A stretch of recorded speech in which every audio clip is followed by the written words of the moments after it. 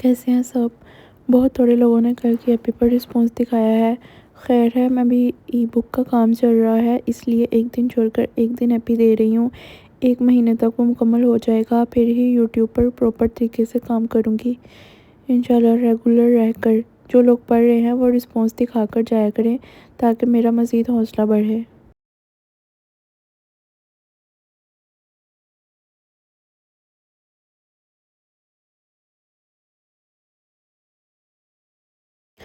یہ کچھ رات کا وقت تھا جب لاہور شہر کی سڑک پر معمول کے مطابق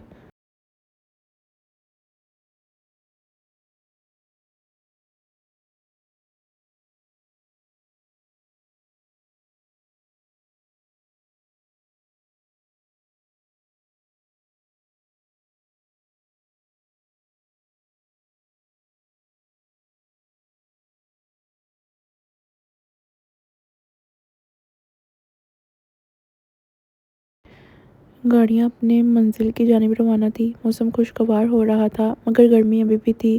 یہ بس کا موسم تھا۔ ایک بنگلے کے آگے موجود سیاہ رنگ کی گاڑی اپنی شان کے ساتھ کھڑی تھی۔ اندر موجود شاید کسی کے انتظار میں تھا۔ وہ میر ازمیر جہانگیر کی گاڑی تھی جو اس وقت یہاں اڑھا کو لینے آیا تھا۔ اسے عالم صاحب نے بھیجا تھا لینے کے لیے۔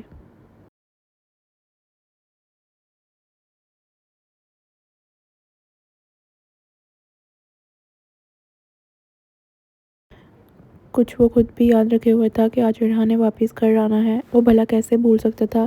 اس کی بیسٹ فرینڈ تھی اڑھا۔ سفید رنگ کی شلوار قمیض میں ملبوس، بالوں کو کچھ بکھیرے، آنکھوں پر سیاہ رنگ کا چشمہ لگائے، بلا شبہ وہ شخص قیامت ڈھا رہا تھا۔ آنکھیں سیاہ رنگ کی دکھ رہی تھی۔ گاڑی میں روشنی نہیں تھی۔ وہ گاڑی کے شیشے اوپر کیے ہوئے تھا۔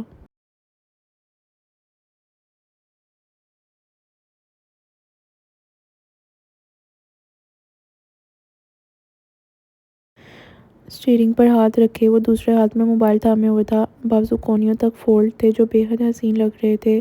وہ گھر کے اندر نہیں گیا تھا۔ اسے یا حازم کو یہاں جانا پسند ہی نہیں تھا۔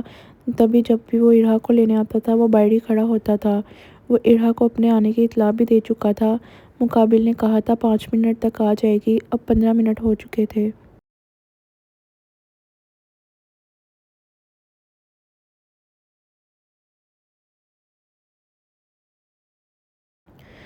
کبھی جو اس لڑکی نے وقت کی پابندی کی ہو، وہ صبر کے ساتھ انتظار کر رہا تھا۔ سارا دن آفس سے تھک کر آیا تھا وہ بھی، مگر یہاں ایکٹیو تھا۔ وہ مسکراتے ہوئے موبائل پر نظریں جمائے جائشہ کی بھیجی ہوئی ریلز دیکھ رہا تھا جس میں اس لڑکی نے اس طرح ہر طرح کے جانور سے ملا رکھا تھا۔ پتہ نہیں کہاں کہاں سے ڈھونڈ کر لاتی تھی ایسی ریلز۔ وہ خود بھی کم نہیں تھا، خود بھی جائشہ کو ایسی ہی ریلز سینڈ کرتا تھا۔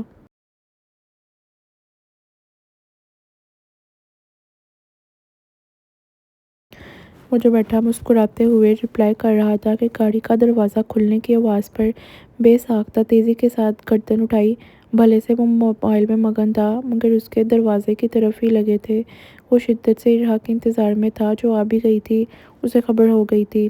موبائل کو بند کرتے اس نے مسکراتی نظر اپنے دائیں طرف ڈالی جہاں ایک نازک وجود خاموشی کے ساتھ گاڑی کے اندر بیٹھ رہی تھی۔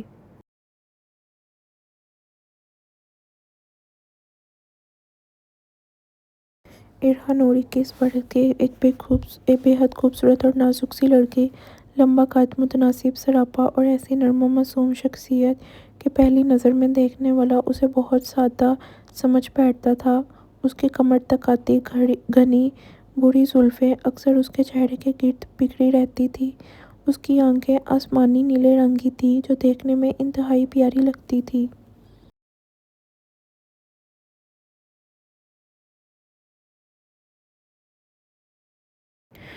بلا شبہ وہ ایک انتہائی حسین لڑکی تھی۔ نازک سراپا قابل تعریف تھا۔ شفاف رنگت، گھنی پلکیں، نازک نقوش، ہلکے گلابی ہونٹ اور چہرے پر ہمیشہ ٹھہرے رہنے والی ہلکی سی مسکراہٹ اس کے حسن کو مزید دلکش بنا رہی تھی۔ وہ نازک ضرور تھی مگر کمزور نہیں۔ ہلکے گلابی رنگ کے خوبصورت سے فراک میں ملبوس وہ بے انتہا پیاری لگ رہی تھی۔ چہرے پر ہلکا سا میک اپ تھا۔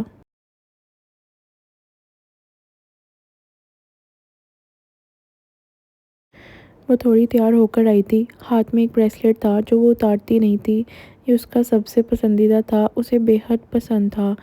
خوبصورت مسکراہٹ کے ساتھ وہ ہاتھ میں کچھ بیگز تھامے گاڑی کے اندر بیٹھی، دوپٹہ گلے میں جھول رہا تھا۔ اسے لوگوں سے گھلنے ملنے میں ذرا بھی جھجک نہیں ہوتی تھی۔ گھر کے بڑوں سے محبت اور احترام سے بات کرتی، ہم عمر لوگوں کے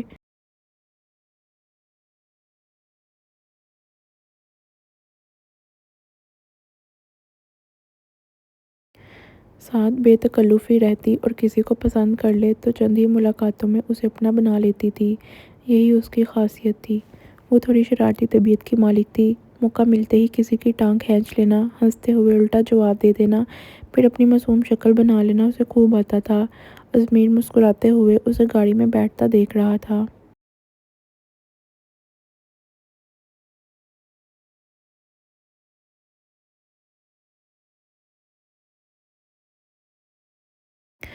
کیسے ہو کدو؟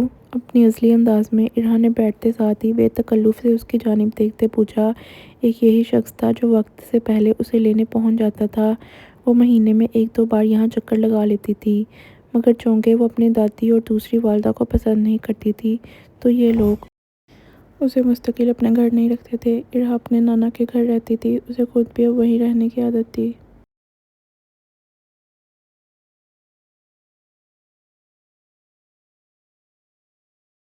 وہ بہت چھوٹی تھی جب اس کی والدہ کا انتقال ہو گیا تھا، تبھی سے وہ انہی کے ساتھ رہتی تھی۔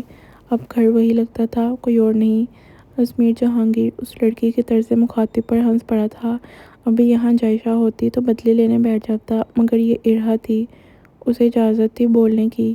یہ ان دونوں نے مل کر ہی اس کا کدو نام رکھا ہوا تھا۔ اسے قبول تھا کہ اس کے لیے اتنی شاپنگ بیگز لے کر آئی ہو۔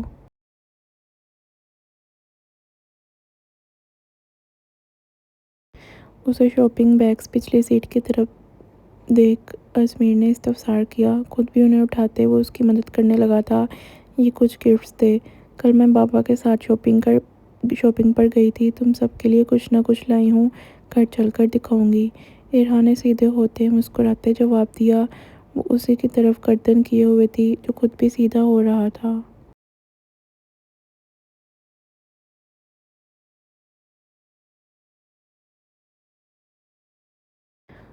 واو، میرے لیے کیا لیا ہے پھر؟ تجسس کے ساتھ اسے دیکھتے ازمیر نے ساتھ ہی استفسار کیا۔ وہ جانتا تھا ارہا کی پسند سے واقف ہیں سب۔ گھر چل کر بتاؤں گی، ابھی بناتے ہیں ایک سنیپ اور پھر چلتے ہیں۔ دانت نکالتے ارہا نے ساتھ ہی موبائل سامنے کیا۔ اسے ہر چیز کی سنیپ بھیجنے کی گندی عادت تھی۔ وہ اپنے لمحات کیمرے کی آنکھ میں قید رکھتی تھی۔ ازمیر نے آنکھیں گھماتے اپنا ایک ہاتھ اس کے آگے کیا۔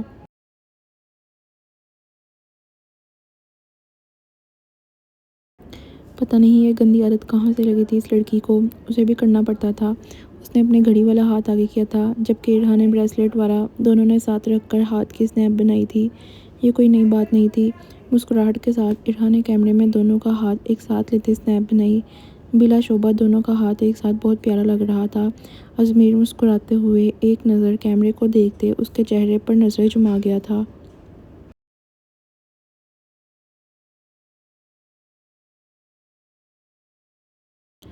پتہ نہیں اتنی خوبصورتی لاتی کہاں سے تھی، وہ اسے دیکھ کر رہ جاتا تھا۔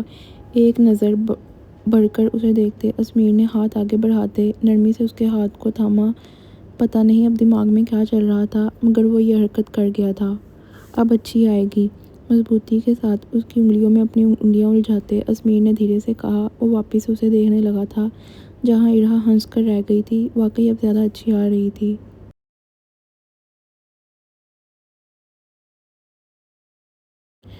دیکھو کدو، تمہارے تو ہاتھ بھی پیارے ہیں۔ ایک سنیپ بناتے ارہا نے موبائل کو اس کی جانب کیا۔ اپنی سب دوستوں کو سینڈ کرتی اب، تم رکھ لو ہمیشہ کے لیے۔ اسے ہاتھ سے ہی پکڑتے تھوڑا سا اپنی طرف کھینچتے گویا ازمیر نے آفر کروائی۔ وہ خود بھی آگے ہوتے گردن ڈھلکا گیا تھا، انداز نرمی اور محبت لیے ہوئے تھا۔ خود ہی رکھو، میرے پاس میرے ہیں۔ ارہا نے اس کے ہاتھ کو چھوڑتے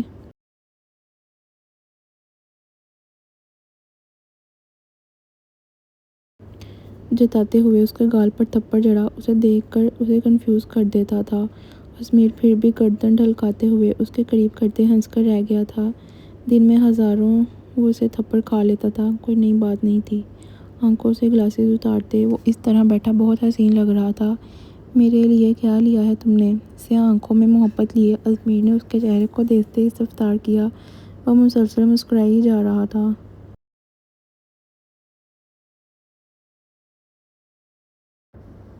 لہجے کی محبت کو جھٹلا بھی دیا تھا تو آنکھیں چینک چینک کر سب بتا رہی تھی۔ اسے جھٹلایا نہیں جا سکتا تھا، وہ اس سے بہت اٹیچ تھا۔ تمہیں کیا چاہیے تھا؟ ارہا نے ایکسائٹڈ انداز میں سب کو اسنیپ بھیجتے اس کی طرف رخ کیا۔ اس نے سب کی پسند کی ہی چیزیں لی تھی۔ بتا دوں؟ ایبرو اچکاتے ازمیر نے جواباً سوال کیا۔ اس نے بول بھی دینا تھا۔ آنکھیں مقابل چہرے سے ہٹنے کا نام نہیں لے رہی تھی۔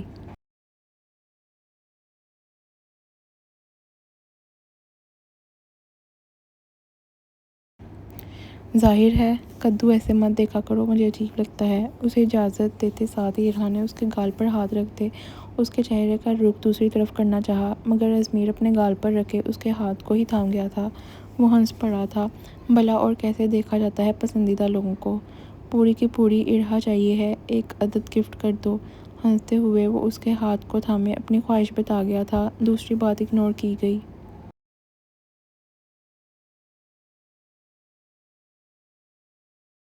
ارہا نے ساتھ ہی دانت کچکچاتے ہوئے دوبارہ اس کے گال پر تھپڑ جڑا۔ وہ آہستہ بھی نہیں مارتی تھی۔ اس ڈھیٹ انسان کو پھر بھی عقل نہیں آتی تھی۔ ارہا بہت مہنگی ہے، تم افورڈ نہیں کر سکتے؟ چپ کر کے ڈرائیونگ کرو ورنہ تمہارے شام کے کھانے میں زہر ملا کر تمہیں دے دوں گی۔ ارہا نے اس کے کندھے پر ہاتھ رکھتے اسے دوسری طرف دھکیلا۔ پتہ نہیں ازمیر کا ہر وقت مذاق کا موڈ کیوں رہتا تھا، وہ تنگ آ جاتی تھی ایسے مذاق سے۔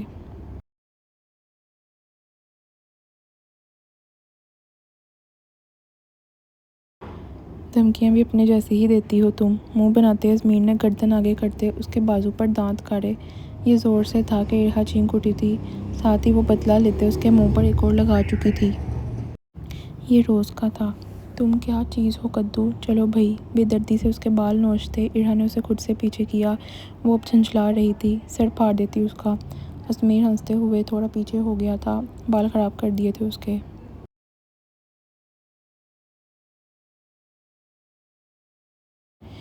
رستے میں کوئی نہر آئی تو تمہیں پھینک دوں گا اس میں، مارتی رہتی ہو۔ اپنے گال کو سہلاتے ازمیر نے آنکھیں گھماتے اسٹیئرنگ کو تھاما۔ اسے مزید مار نہیں کھانی تھی، یہ عورت تو مار پیٹ پر آ جاتی تھی، اور پھر ماموں تمہاری چٹنی بنا دیں گے۔ ارہا خود بھی گردن اکڑاتے سیدھی ہوئی۔ وہ جانتی تھی ازمیر کتنا ڈرتا ہے اپنے باپ سے۔ ماموں سے یاد آیا، آج پھر عالم صاحب اٹھا لے گئے تھے مجھے اپنے بزنس میں۔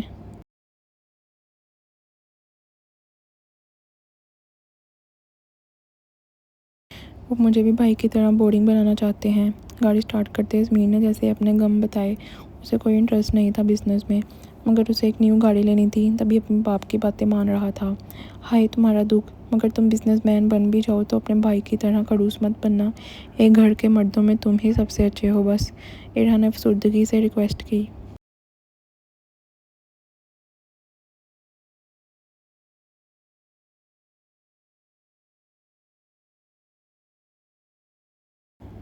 وہ جانتی تھی عالم صاحب ایک بار جو فیصلہ سنا دیں پھر پتھر بھی لکیر ہو جاتا ہے۔ ازمیر کو بزنس مین ہی بننا تھا۔ ارہا نے میری تعریف کی۔ اف اللہ، ہارٹ اٹیک نہ آ جائے مجھے۔ ازمیر ہنستے ہوئے اپنے دل پر ہاتھ رکھ گیا تھا، وہ واقعی شوکنگ تھا اس کے لیے۔ دفع ہو جاؤ۔ ارہا خود بھی ہنستے ہوئے اس کے بازو پر تھپڑ رسید کر گئی تھی۔ اس کے ہاتھ نہیں رکتے تھے ازمیر کے آگے، خود چلتے رہتے تھے۔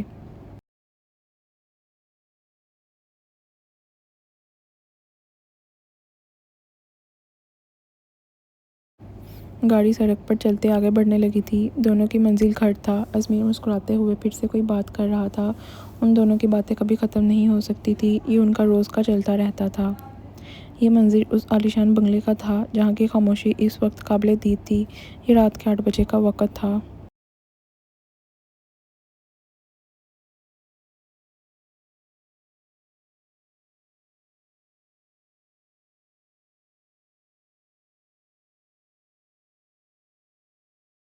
جب میر خاندان کے تمام لوگ ٹیبل پر بیٹھے رات کے کھانے میں مگن تھے، باہر گئے سب لوگ بھی تقریباً گھر واپس آ چکے تھے۔ سارا دن بھلے ساتھ نہیں ہوں، مگر رات کا کھانا سب نے ساتھ کھانا ہوتا تھا، یہ اچھا تھا۔ یوسف جہانگیر سربراہی کرسی پر سنجیدگی سے بیٹھے کھانے میں مگن تھے۔ ان کے ساتھ ایک طرف عالم صاحب بیٹھے تھے تو دوسری طرف ان کے دوسرے بیٹے میر عباس جہانگیر بیٹھے تھے۔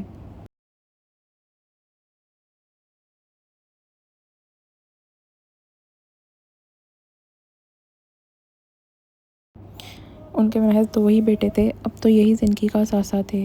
میر عباس کے ساتھ ہی ان کی بیوی یسریٰ عباس بیٹھی تھی۔ بلا شبہ وہ دیکھنے سے ایک ماڈرن خاتون لگتی تھی، جنہوں نے اس عمر میں بھی خود کو مینٹین کر رکھا تھا۔ وہ اپنی عمر سے کم دکھتی تھی۔ ان کا ایک ہی بیٹا تھا، میر میثم عباس جہانگیر، جو ایک ڈاکٹر تھا۔ وہ اس وقت گھر پر موجود نہیں تھا۔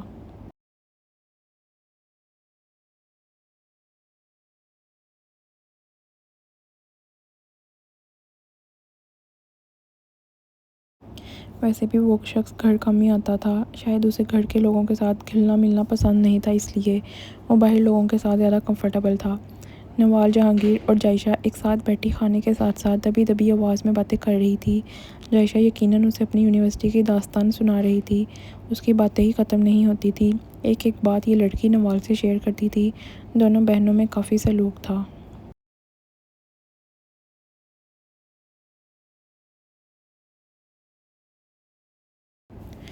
ان کے ساتھ ہی بیٹھا میر حازم سنجیدگی کے ساتھ اپنے موبائل میں مگن تھا۔ وہ ازمیر کے انتظار میں تھا، وہ آ جائے تو ساتھ ہی کھانا شروع کرے۔ پتہ نہیں اس کی عادت تھی یا ابھی ہو رہا تھا، مگر اسے شدت سے ازمیر کا انتظار تھا، اتنا کہ کھانا تک حلق سے نیچے نہیں اترنا تھا۔ سب نے اسے بولا تھا کھانے کو، مگر وہ شخص اپنی مرضی کا مالک تھا، وہ کسی کی نہیں سنتا تھا۔ موبائل میں ہاتھ تھامے وہ کسی کو واٹس ایپ پر میسج کر رہا تھا۔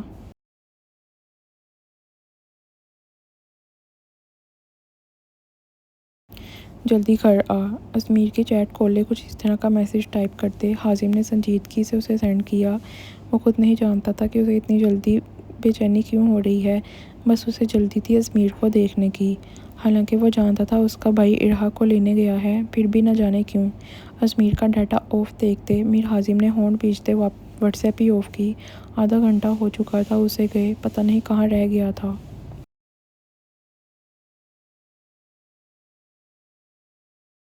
فضول میں موبائل کی اسکرین پر ہاتھ چلاتے اس نے سنجیدگی سے اسنیپ چیٹ آن کیا۔ لوگوں کی اسٹریک بھیجتا نہیں تھا وہ، مگر دیکھ ضرور لیتا تھا، اور ابھی بھی ارادی طور پر ہی یہاں آیا تھا، دیکھتا کچھ بھیجا ہے یا نہیں۔ وہ جو اسنیپ پر آیا تھا کہ دیکھنے سے معلوم ہوتا تھا اس کے پاس محض ارہا ایڈ تھی، مزید کسی کی آئی ڈی دیکھنے کو نہیں مل رہی تھی۔ اسے کسی اور کی اسٹریک دیکھنے کا شوق بھی نہیں تھا۔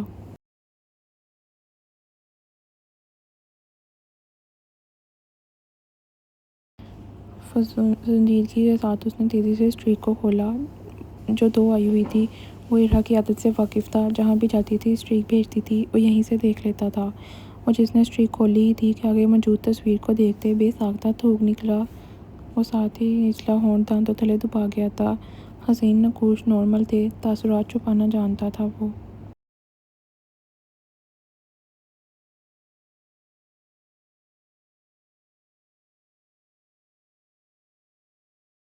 یہ ارہا کی خود کی تصویر تھی جو بانے کے لیے تیار ہوئی تھی، تبھی اس نے بھیجی تھی۔ وہ بہت پیاری لگ رہی تھی۔ میر حازم نے آنکھوں کے تاثرات چھپانے مشکل ہو گئے تھے، دل و دماغ سب مان چکے تھے کہ ارہا بے حد حسین ہے۔ وہ سنجیدگی سے پاؤں ہلاتے اسے دیکھ رہا تھا، آگے نہیں گیا تھا، دل ہی نہیں تھا جانے کو۔ پتہ نہیں اسے اپنی تصویریں بھیجنی ہی کیوں تھی یہ لڑکی، وہ تو پہلے ہی پاگل تھا۔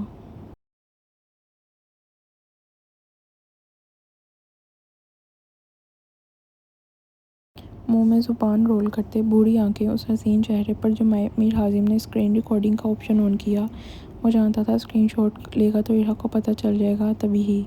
شاید وہ خود نہیں جانتا تھا وہ کیا کر رہا ہے، مگر وہ یہ کرنے پر مجبور ہو گیا تھا۔ اسکرین ریکارڈنگ ہو رہی تھی اور جو تصویر اسکرین پر تھی وہ اس کے موبائل میں قید ہو چکی تھی۔ وہ سوچ رہا تھا بعد میں ڈیلیٹ کر دے گا۔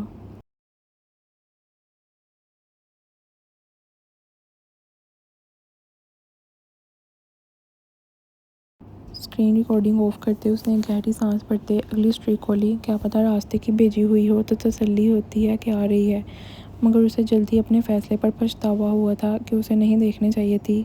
وہ ارہا اور ازمیر کے ہاتھ کی تصویر تھی جو بلا شبہ پیاری لگ رہی تھی۔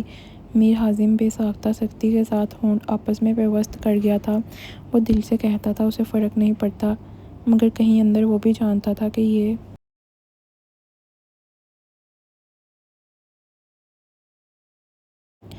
محض خود کو تسلی دینے والی بات ہے۔ اسے بے حد فرق پڑ رہا تھا۔ دل میں اچانک بھانبر چل اٹھے تھے۔ اس ستم تو یہ تھا کہ وہ اس بات کا ذکر بھی کسی سے نہیں کر سکتا تھا۔ اسے کرنا بھی نہیں تھا۔ اسے زہر لگتا تھا اپنے دل کی کیفیت کسی کو بتانا، تبھی آج تک شو نہیں کروایا تھا۔ مسلسل اسکرین پر نظر جمائے ہونٹ بھینچے اس شخص نے اچانک موبائل بند کرتے اسے پھینکنے کے انداز میں سائڈ ٹیبل پر رکھا۔ یہی ٹھیک تھا۔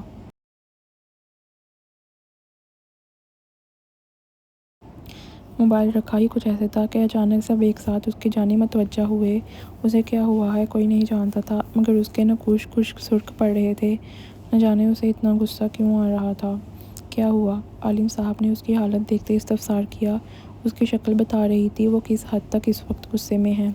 بوڑھی آنکھیں مسلسل سامنے جمی تھی، اسے کسی کو نہیں دیکھنا تھا۔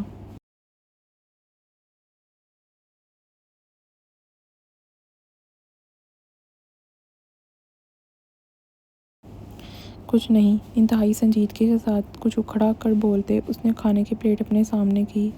اسے مزید انتظار نہیں کرنا تھا، وہ سب کو بھاڑ میں جھونکتے اپنے کھانے پر توجہ دینے والا تھا۔ تعصب سے گردن جھٹکتے باقی سب بھی اپنے اپنے کھانے میں مگن ہوئے۔ پاگل ہو گیا تھا یہ لڑکا شاید۔ میر ہاشم انتہائی سنجیدگی اور تیزی کے ساتھ کھانے لگا تھا۔ وہ ایک بار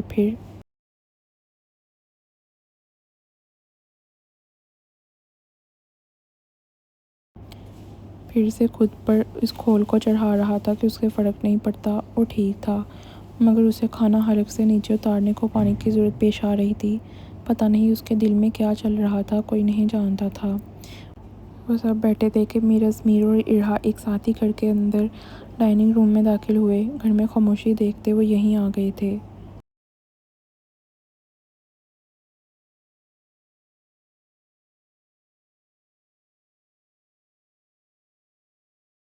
ازمیر کے ہاتھ میں شاپنگ بیگز تھے، جبکہ دوسرے ہاتھ میں اس نے ارہا کا ہاتھ تھاما ہوا تھا۔ نامحسوس انداز میں دونوں ایک ساتھ چل کر آتے سب کی نظروں کا مرکز بنے۔ ارہا کی ہیل کی ٹک ٹک نے سب کی توجہ اپنی طرف کھینچ لی تھی۔ بلا شبہ وہ ازمیر کے ساتھ چل کر آتی بہت پیاری لگ رہی تھی۔ دونوں مسکرا رہے تھے۔ السلام علیکم۔ اندر کی طرف آتے ارہا نے سب سے سلام کیا۔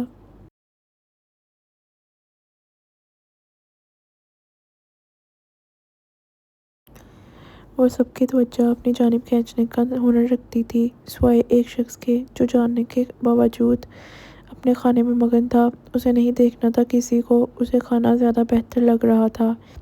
ارہا آ گئی۔ جائشہ خوشی کے مارے چیختے ہوئے کرسی سے اٹھی۔ اسے زیادہ ہی اچھا لگ رہا تھا۔ گھر کی رونق واپس آ گئی تھی۔ اب وہ دونوں مل کر ازمیر کی بینڈ بجاتی۔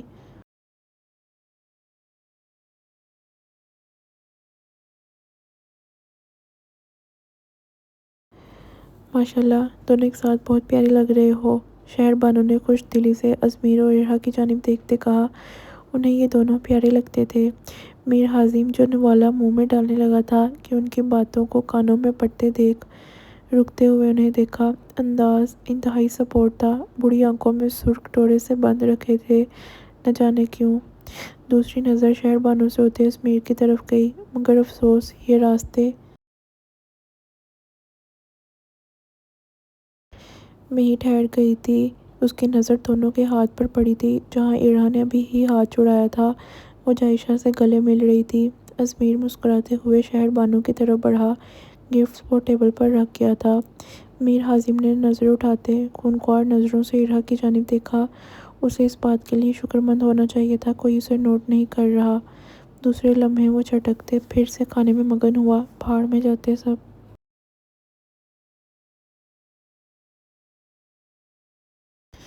میں سب کے لیے گفٹ لائی ہوں، رکو دیتی ہوں سب کو۔ جائشہ کو پیچھے ہوتے دیکھ ارہا نے ٹیبل پر رکھتے شاپنگ بیگ کی طرف ہاتھ بڑھائے۔ سب اسے ہی دیکھ رہے تھے۔ رونق لگاتی تھی آ کر۔ ہم سے نہیں ملے لوگ، یوسف جہانگیر نے مسکراتے ہوئے کہا۔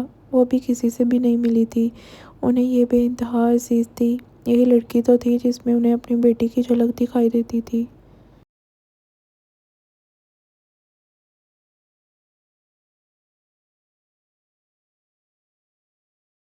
آ رہی ہوں نانا، آپ سے نہ ملوں ایسا کیسے ہو سکتا ہے؟ خوش دلی سے بولتے ارہا نے ایک شاپنگ بیگ نوال کے آگے کیا۔ وہ کتابیں لائی تھی اس کے لیے۔ کریمپس یہ گھر جا کر بدل جاتی ہے، سارے راستے مارا ہے اس نے مجھے۔ ازمیر نے اپنی ماں کے گرد حصار بناتے ارہا کی شکایت لگائی۔ बेचारे का गाल सुर्ख हो रहा था। इरहा के हाथ बहुत चल रहे थे। वो तंग भी तो करता था। कद्दू, अपनी हरकतें तो बताओ।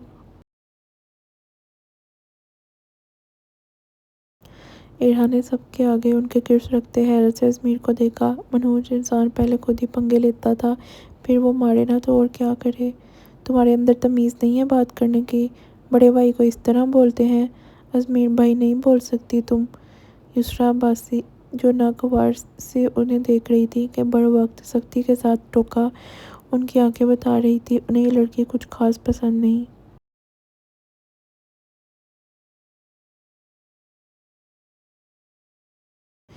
इरा की मुस्कुराहट बेसाख्ता तेजी के साथ सिमटी। मुकाबिल ने बोला ही ऐसे था, मगर साथ ही मीर हाजिम पानी का गिलास उठाते इरा की जानिब देखते मुस्कुरा उठा था। शायद ही पहली मर्तबा जिंदगी में उसे युसरा चच्ची अच्छी लगी थी। ठंडा पानी पीते वो साथ ही अपने दिल में ठंडी पड़ती महसूस कर रहा था। चच्ची, मुझे बहुत मसला नहीं है तो आपको क्यों हो रहा है कोई भाई बोलने की?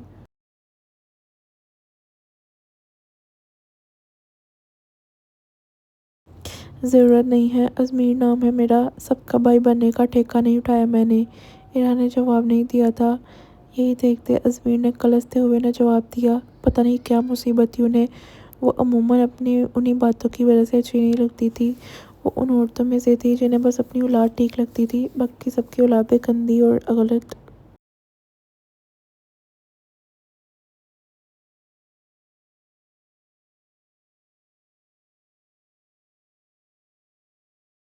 ज़ुबान देख रही हैं भाभी आप इसकी? उसे घूरते हुए युसरा ने शहरबानों की तरफ देखा। साथ बैठे अब्बास साहब अपने खाने में मगन थे। आगे से ज़ुबान नहीं चलाया करो अज़मीर, बैठो सुकून से। शहरबानों ने अज़मीर को डांटते हुए अपने साथ मौजूद खाली कुर्सी पर बैठने का इशारा किया। अज़मीर भी गर्दन झटकते कुर्सी पर बैठा। दिमाग खराब करने को एक ही बात काफ़ी थी। पता नहीं ये औरत उसके मामले में बोलती ही क्यों थी।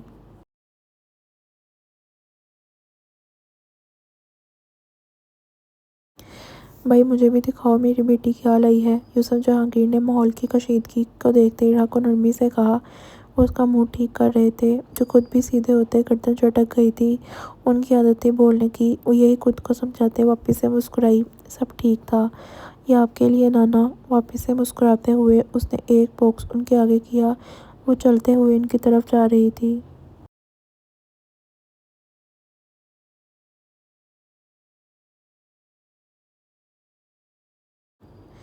मीर हाज़िम वापस से खाने में मगन हो चुका था। उसकी बला से जो भी करती, इरहा ग्रैम्स की तरफ से जाते मुस्कुराते हुए झुकते उनके सीने से लगी। मेरी बच्ची थोड़ी देर के लिए क्या चाहती है, रौनक साथ ले जाती है।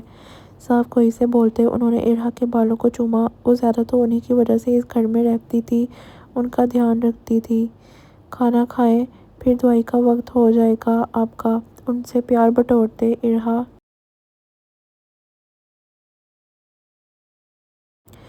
पीछे को हुई। बाकी सब भी खाने में मगन हो रहे थे।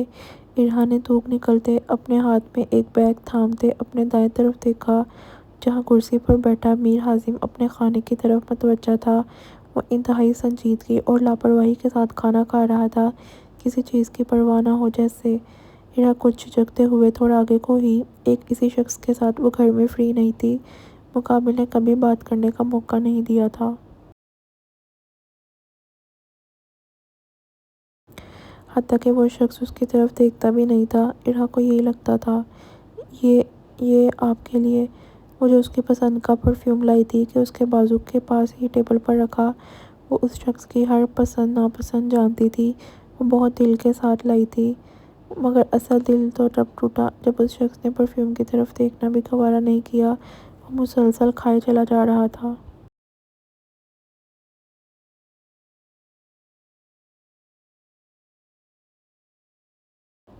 इरा होंठ भींचते उस शख्स के एटीट्यूड को देखकर रह गई थी।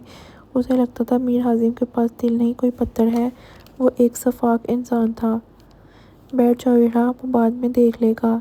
शहर बानो उसकी उदासी नोट कर रही थी। उसे नरमी से कहा। इत्तफाकन जगह भी हाजिम के साथ ही पड़ी थी।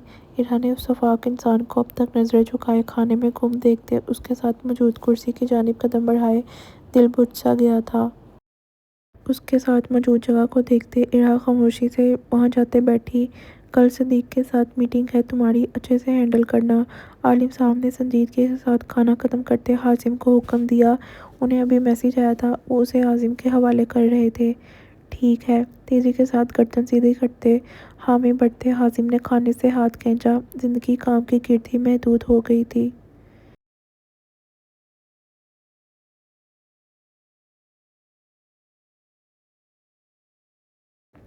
وہ کھا چکا تھا یا زبردستی کھانے سے ہاتھ کھینچا تھا، کون جانے۔ ارہا کو ساتھ بیٹھتے دیکھ وہ اسی تیزی کے ساتھ کرسی سے اٹھا۔ پتہ نہیں اس شخص کے ساتھ مسئلہ کیا تھا، وہ خود نہیں جانتا تھا۔ ارہا کرسی پر بیٹھتے محض اسے دیکھ کر رہ گئی تھی۔ اس نے نوٹ کیا تھا کہ حازم کھانا چھوڑتے اس کی وجہ سے اٹھا ہے۔ کافی بھجوا دیجیے گا موم۔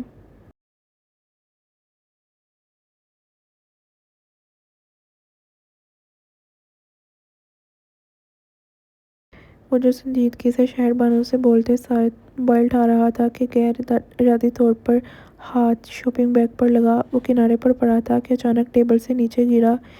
میر حازم کے الفاظ حلق میں اٹک گئے تھے، آواز سارے ڈائننگ روم میں گونجی تھی۔ وہ کہہ سکتے تھے کہ پرفیوم کی شیشی ٹوٹ گئی ہے۔ اچانک ایک مسرور کن خوشبو ہر طرف پھیل گئی تھی۔ ارہا سمیت میر حازم کی نظر بھی ایک ساتھ اسی کی طرف اٹھی۔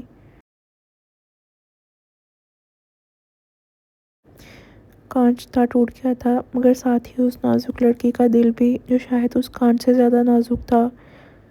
آسمانی نیلی آنکھیں ہلکی سی نم ہوئی۔ اس نے آدھا گھنٹہ پھر کے ڈھونڈا تھا اس پرفیوم کو، جسے اس شخص نے ایک سیکنڈ میں توڑ دیا تھا۔ وہ اب خود کو کوس رہی تھی اس بے حس شخص کے لیے کچھ ایفرٹس کرنے پر۔ میر حازم نے پرفیوم سے نظریں ہٹاتے موبائل پر گرفت مضبوط کرتے اس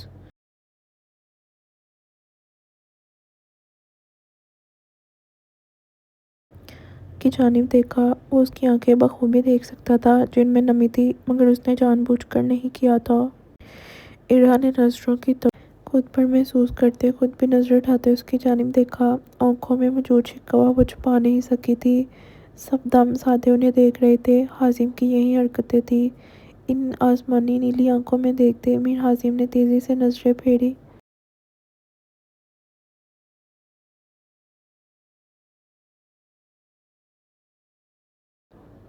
ہونٹ سختی سے آپس میں پیوست تھے، اس کا کوئی قصور نہیں تھا۔ شکل کیا دیکھ رہی ہیں، صاف کرنے سے۔ اسے ایک طرف کھڑی ملازمہ کی جانب دیکھتے اس نے سنجیدگی سے حکم صادر کیا۔ لہجے سے غصہ صاف پتہ چل رہا تھا، پتہ نہیں اسے کس بات کی آگ لگ رہی تھی۔ دوسرے لمحے وہ ایک خالی نظر ارہا پر ڈالتے شفافیت سے نظریں پھیرتے باہر کی جانب بڑھ چکا تھا۔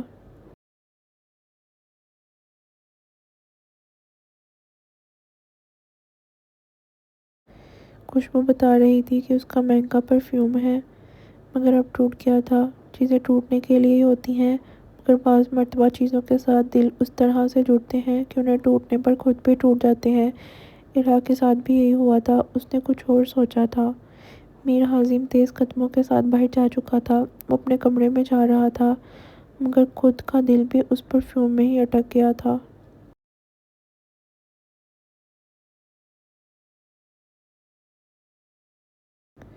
کوئی بات نہیں بیٹے، پرفیوم اور آ جائیں گی، دل چھوٹا نہیں کرو، کھانا کھاؤ۔ گریمز نے نرمی کے ساتھ ارہا کو مخاطب کیا۔ پلازما وہ کن صاف کرتے کانچ اٹھا رہی تھی، چکنا چور ہو گئی تھی بوتل۔ ہاں دل چھوٹا نہیں کرو، مگر یہ یاد رکھ لو کہ تمہارے لائے گئے گفٹس میں کسی کو انٹرسٹ نہیں ہے۔ حازم کو تو بالکل بھی نہیں ہوگا، پتہ نہیں کیوں اپنے نمبر بنانے کی پڑی ہوتی ہے تمہیں۔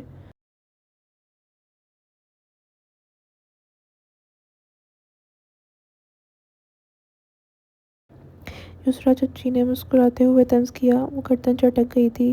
عباس، کیا تمہاری بیوی اپنی زبان بند رکھ سکتی ہے؟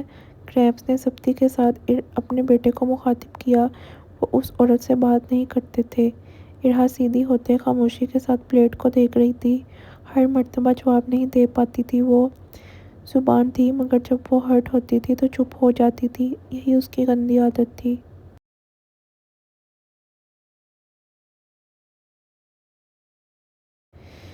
چچی آپ پچھلے جنم میں ڈائناسور تھی کیا؟ جب دیکھو منہ سے آگ نکالتی رہتی ہیں۔ ارہا تو بول نہیں پائی تھی، مگر جائشہ نے ناگواری سے انہیں دیکھتے پوچھا، انہیں تو سمجھ نہیں آتی تھی۔ اس کے سوال پر ازمیر کا بے ساختہ قہقہ لگا اٹھا تھا، مگر پھر علیم صاحب کی ایک گھوڑی پر اسے تیزی سے کھانسی کے لبادے میں چھپایا، ابھی اٹھا کر گھر سے باہر پھینک دیتے اسے۔ وہ چپ ٹھیک تھا۔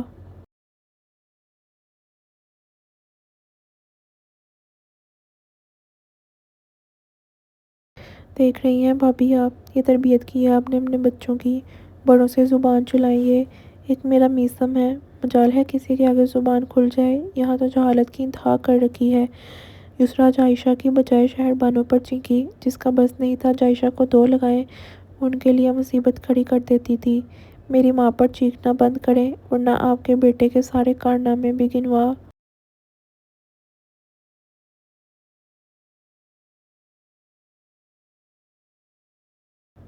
دوں گی۔ آواز اونچی کرنے سے آپ کا وقار گر ہی رہا ہے، اونچا نہیں ہو رہا۔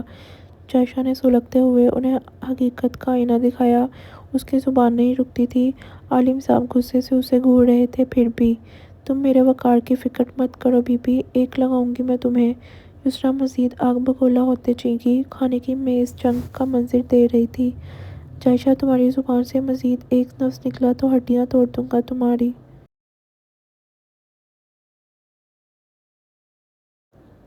وہ کچھ بولنے لگی تھی کہ میر عالم سختی سے جائشہ کو ٹوک چکے تھے۔ وہ اسے گھور رہے تھے، پتہ نہیں ارحا کے لیے لڑتے کیوں تھے یہ سب۔ جائشہ بمشکل خود کو روکتے نظریں ہی پھیر گئی تھی۔ یہی تماشا تھا بس۔ جبکہ ارحا اپنے آنسو صاف کرتے سنجیدگی کے ساتھ ٹیبل سے اٹھی، وہ جتنی خوشی سے آئی تھی اتنا ہی دماغ خراب ہو گیا تھا، بڑھ گیا تھا پیٹ۔ ارحا بیٹے، گریمز نے بے بسی کے ساتھ اسے روکنا چاہا، مگر وہ تیز تیز قدموں سے جا چکی تھی۔ رخ اپنے کمرے کی طرف تھا۔ پیچھے سب تعجب کے ساتھ یسریٰ کو دیکھ رہے تھے، جو اب سکون کے ساتھ کھانے لگی تھی۔ اب ٹھیک تھا۔ جائشہ خود بھی اس عورت کو گھورتے ہوئے صوفے سے اٹھی۔ ارحا دوست تھی اس کی، زہر لگتے تھے اسے نفرت کرنے والے لوگ۔ خیر، پیچھے چند ہی لوگ بچے تھے۔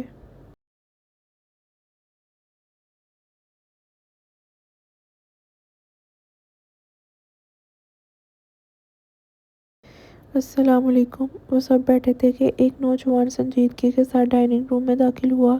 وہ آتے ہی سب کی توجہ کا مرکز بنا تھا۔ وہ میثم عباس جہانگیر تھا، یوسف جہانگیر کا دوسرا پوتا۔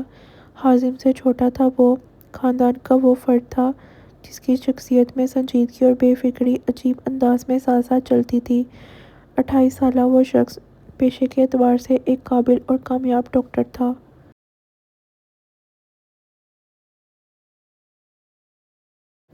مگر اس کی زندگی صرف ہسپتال، مریضوں اور کتابوں تک محدود نہیں تھی۔ وہ بے حد خوش شکل، پر اعتماد اور دل شخصیت کا مالک تھا۔ 6 فٹ کے قریب قد، چوڑے شانے، جم سے بنائی گئی باڈی، گھنے سیاہ بال اور خوبصورت سی بیئرڈ اس کے وجیہہ چہرے کو مزید پرکشش بناتی تھی۔ مگر اس کے چہرے کی اصل کشش اس کی آنکھیں تھیں۔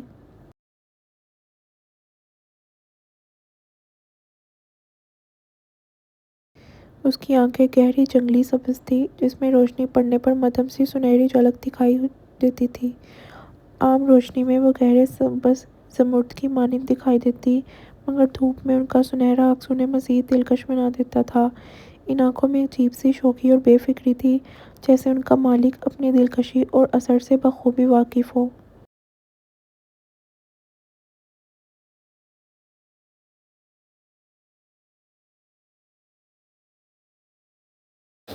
اسے اپنی شخصیت کا بخوبی اندازہ تھا، اور شاید یہی وجہ تھی کہ وہ میر حازم کی طرح ہر وقت سنجیدہ رہنے کے بجائے زندگی کو اپنے انداز میں جینا پسند کرتا تھا۔ وہ تھوڑا عیاش مزاج اور خاصا فلیرٹیس تھا، لیکن اس کی عیاشی محض اس کی شخصیت کا ایک بے فکر پہلو تھی۔ اپنے پیشے اور ذمہ داریوں کے معاملے میں وہ انتہائی سنجیدہ اور اصول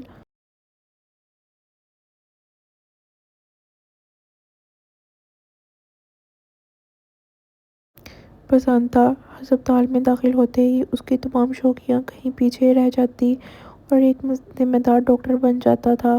اپنے حلیے سے نہیں لگ رہا تھا کہ وہ ہسپتال سے آیا ہے، وہ کہیں اور سے آ رہا تھا، شاید دوستوں کی کسی پارٹی سے۔ وہ اس وقت جینز شرٹ میں ملبوس تھا، جیکٹ بازو پر لٹک رہی تھی، شرٹ کے بٹن سینے تک کھلے تھے۔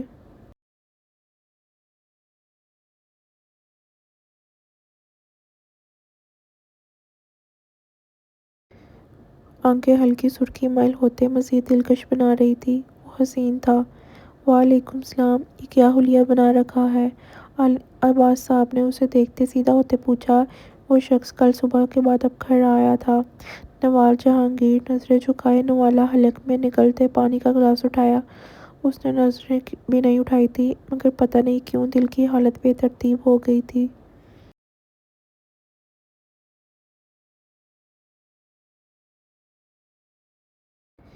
اس شخص کی آواز ہی کافی تھی۔ وہ پانی کا گلاس اٹھاتے اسے لبوں سے لگا گئی تھی۔ دل تھا ایک بار نظر اٹھا کر دیکھ لے، مگر جھجک آ رہی تھی۔ کچھ عجیب ہی چل رہا تھا دل میں۔ محض ایک گھونٹ پیتے اس نے واپس سے گلاس کو ٹیبل پر رکھا۔ نظریں ارد گرد بھٹک رہی تھی، جیسے وہ سوچ رہی ہو دیکھے یا نہیں۔ میثم نے اپنے باپ کی بات پر شکل کے زاویے بگاڑتے نوال کے آگے رکھا۔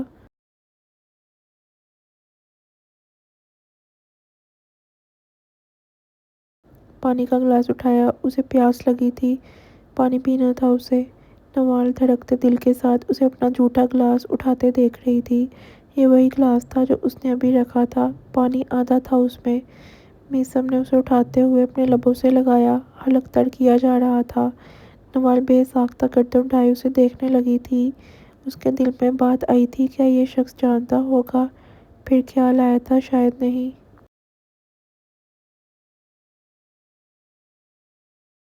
اگر پتہ ہوتا تو وہ کبھی نہیں پیتا، مگر اسے اچھا لگا تھا۔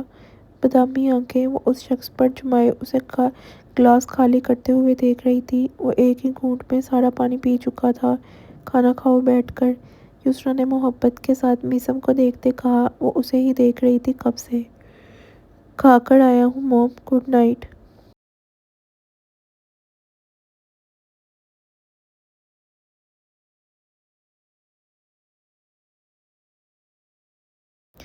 ہاتھ جلاتے ہوئے بولتے اس نے واپسی کی راہ لی۔ گھر والوں سے بس اتنا ہی رشتہ تھا اس کا۔ وہ زیادہ تر باہر رہنے والا انسان تھا۔ نوال کی نظریں مسلسل اس شخص پر ہی ٹھہری جس نے ایک نظر بھی اسے نہیں دیکھا تھا۔ وہ تو جانتا بھی نہیں ہوگا کہ نوال بھی بیٹھی ہے یہاں۔ وہ اپنے کمرے کی طرف جا رہا تھا۔ یوسف جہانگیر تعصب کے ساتھ نظریں پھیرتے کرسی سے اٹھے۔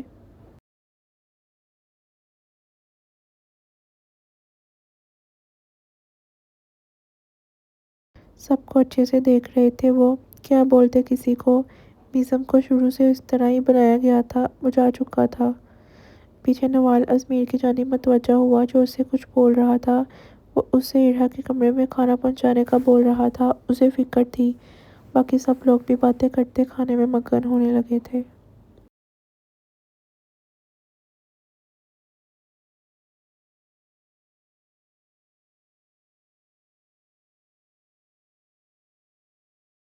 کیسی لگی ایپی کومنٹس میں اپنی رائے کا اظہار ضرور کریں۔ تھوڑی شارٹ ہوتی ہے، مگر ایک بار کام ختم ہو جائے پھر پراپر ہوگا سب۔ Bye bye.